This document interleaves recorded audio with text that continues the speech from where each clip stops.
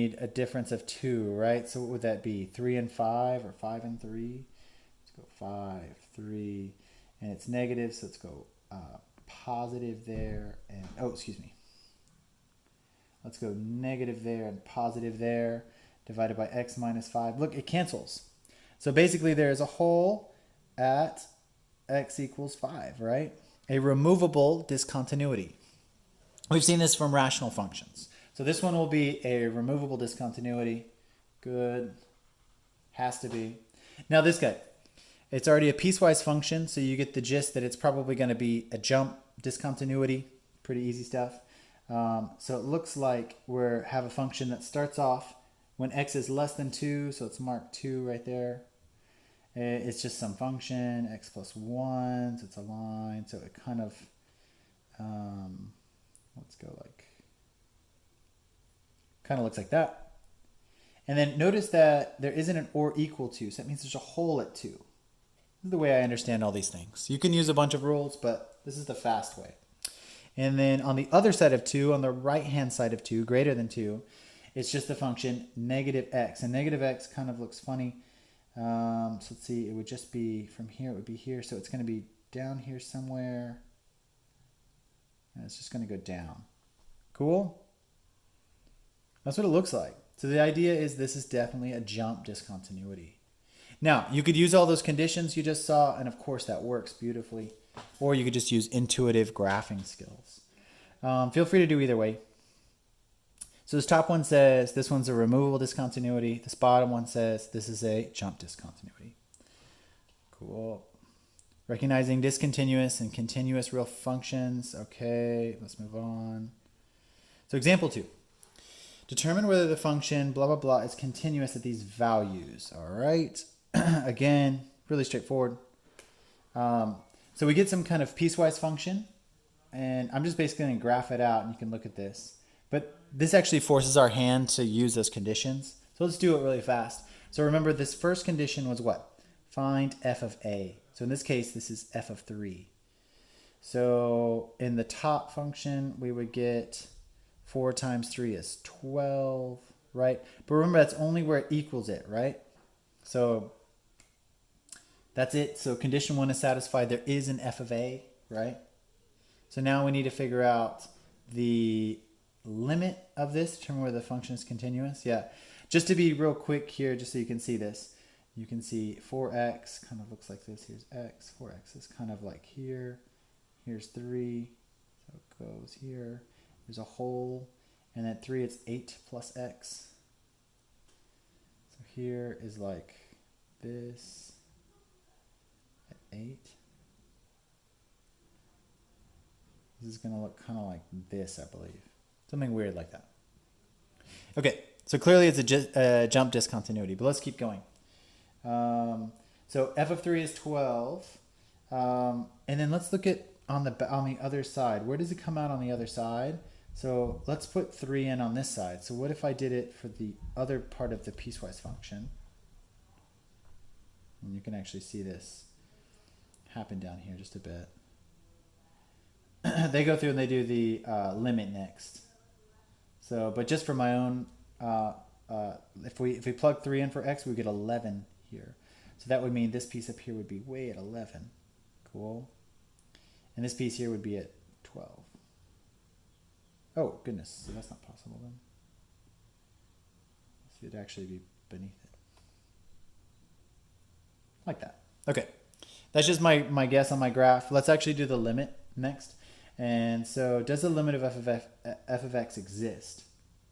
So let's do our limit. So let's say limit as x approaches 3 of f of x. Cool. That's the whole function f of x. So we need to go from the left-hand side and the right-hand side. This is kind of what I was just doing. From the left-hand side, that's the top function, right? So let's go from the left-hand side. What will we get? If we just plug it in, we would get 12. And the limit of f of x as x approaches 3 from the right-hand side, we would get 11. Notice we just plug 3 in there, we get 11. So look, these two things don't equal each other, right? So the limit of f of x does not exist. Cool. Cool, that's it. So that it fails. Condition 2 fails. No reason to go on to condition 3. That is all there is to it. Cool. And we know that already from my little graph here. We can clearly see it's a jump discontinuity, right? So we know it's not continuous. Cool. So now, let's change this point. Let's change this input point. It's the exact same thing. Let's see if it makes any difference. So it says now x equals 8 over 3. Okay, kind of interesting. So let's not graph this guy. Let's just follow the rules, right? So let's do the exact same thing. So f of 8 over 3. So clearly that would be that top function. So that would be 4 times 8 over 3. It's kind of an awkward outcome, but we can do this. This is 32 thirds, right? Excuse me, 32 halves. And then let's find the limit as x approaches, I think we need to do as x approaches, yeah, let's find our limit. As x approaches 8 thirds, right? That makes a lot of sense. Of f of x. And let's do it from the left-hand side first. Excuse me. So let's go from the left-hand side, which means that top function, right? So if we do it from the top side, we would again get 32 halves. Cool, because we just did that up here. And then if we do the limit of f of x as x goes to 8 thirds from the right-hand side, this bottom function, we would get what? This is a little bit more complicated. 8 plus 8 thirds, cool. Which comes out to 3 times 8 is what? 24 thirds plus 8 thirds, which gives us 32 thirds. Or excuse me. Is that correct? Am I writing this down? Thirds. Good. This should be thirds too. Perfect. I'm just saying it wrong. Cool. 32 thirds. So now, what does all this mean? Well, all this means is that the left-hand side of the limit and the right-hand side of the limit equal each other. So let's write that down. That means we have a limit. The limit does exist.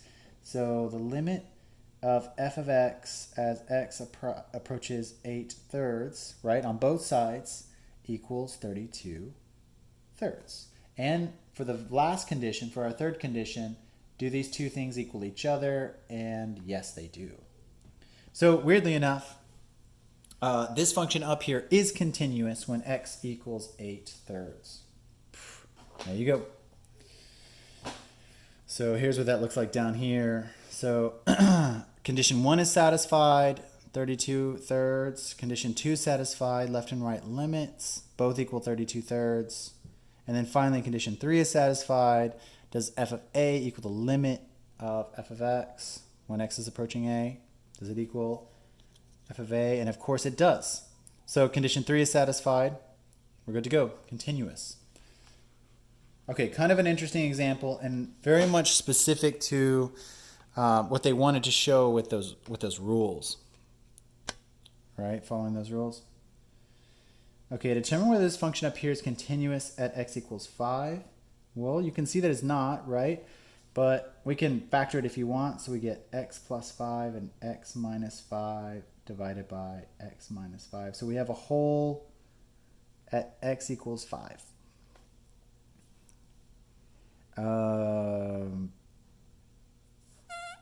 What do we want to do? So clearly there's a discontinuity there. I don't think there's much more to this, but we can go through each of the conditions if we want. So f of x really just comes out to be what? X plus 5, and there's a whole at x equals 5. You can't equal that. So let's play this out. It says to determine if the function f is continuous at x equals 5, we determine in 3 conditions. So condition 1 would say if we just input in the value, what we get. So can we input the value in? Well, of course we can, right? So notice that it's going to work out here just fine, right? But what if we input it into this top function? So if we input it into this top function before we reduced it, we would get does not exist, right? D and E. right? Because that it doesn't exist. So if we said like f of 5, when we plugged it in here, we would get some 0 in the denominator, right? Which is a does not exist situation.